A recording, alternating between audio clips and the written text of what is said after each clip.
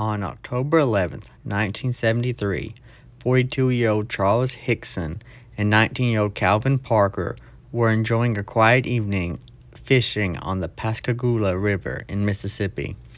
But what happened next would turn their lives upside down and throw them both into the topic of extraterrestrial life. As they were fishing, they reported first hearing a whizzing sound above them, then seeing blue flashing lights overhead and an oval-shaped object they described as being 30 to 40 feet across and 8 to 10 feet high descended over them. Out of the UFO descended three entities with crab-like pincers. They were described as being 6 foot tall and robotic, not unlike the Falkville Metal Man, another alien encounter that happened that same week that I discussed in my last video. However, these three entities never touched the ground and floated over to Hickson and Parker, grabbing them and pulling them into their ship.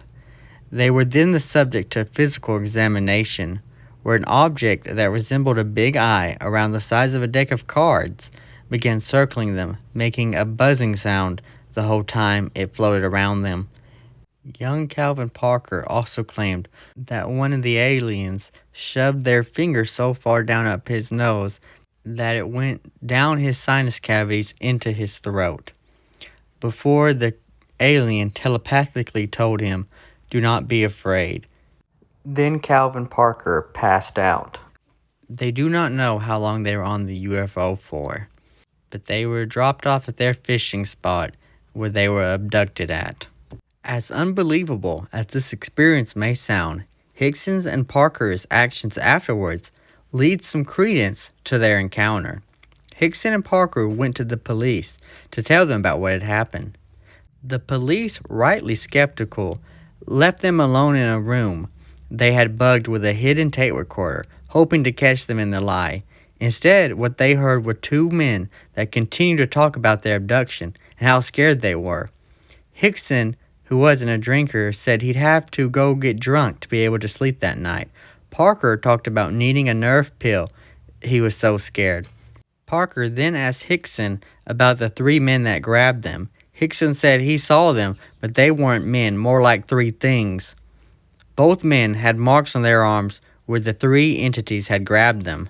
I was able to find the whole police recording on SoundCloud, and I'll link it down below. It's not the best audio because it was a 1973 tape recorder, but you can get the gist of it, that they were telling the truth and they were scared and they believed what they were saying, when it was just the two of them alone and had no reason to lie.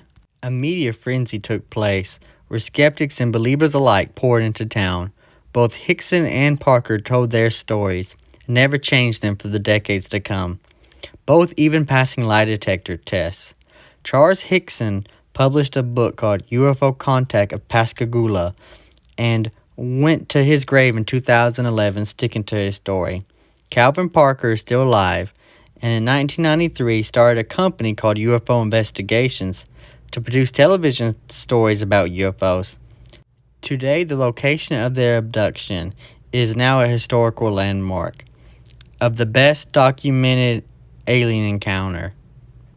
Pictured here, Calvin Parker next to the historical landmarker. In 2019, a couple came forward that said they witnessed the same lights and ships from across the river that night in October 1973, giving more evidence to what happened to those two men that night. But tell me, what do you think happened to them? Let me know in the comments. Is this a genuine alien abduction case? Is this a hoax or something else? Don't forget to like and subscribe for more content.